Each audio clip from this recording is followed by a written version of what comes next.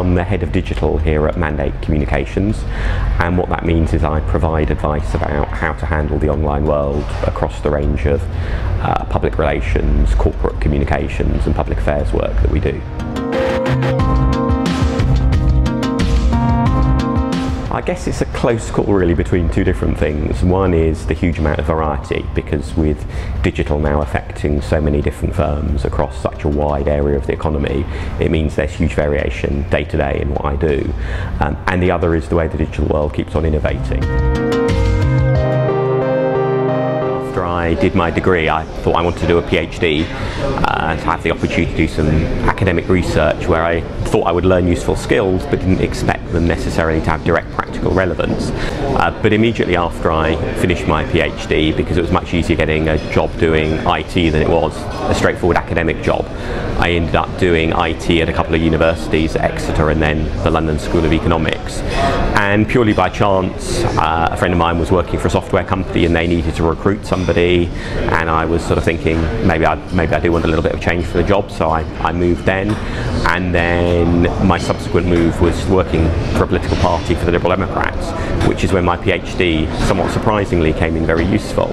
Then most recently, having been at the Liberal Democrats for nearly 10 years and running the online election campaign in 2001 and 2005, I thought, well, you so often look around an office and you see people who have been there just a little bit too long, so I now work here at Mandate Communications.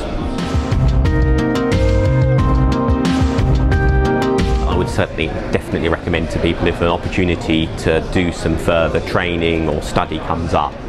really do think very seriously about taking it. I think the other thing I would say is that sometimes people spend a lot of time worrying about what profession to go into as if they make a decision for their whole life,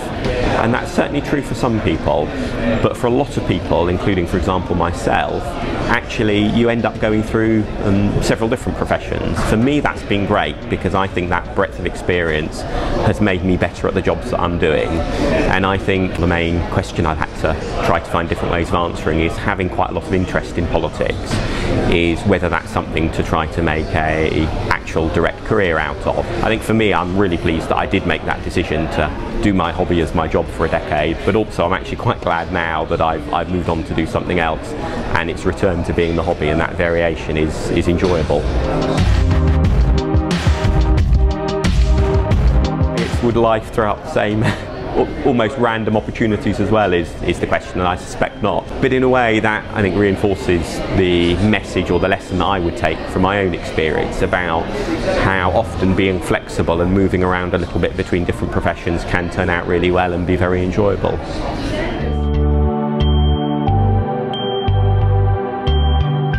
The thing that really interests me about the site, I think, is the way it tries to let people get in contact with other people. And I say that because I'm very struck by the statistics from the Department for Work and Pensions that around 70% of jobs in Britain are filled without being advertised. And I think if you don't have those personal connections, you therefore miss out on so many opportunities, and you can often really struggle to find a job in a way that somebody with better connections finds it easier. I've been very lucky at various points when I've asked friends and colleagues and even vague acquaintances for advice or possible leads to follow up on, and so I'd be very happy to help other people in the way I'm grateful for the fact that other people have helped me.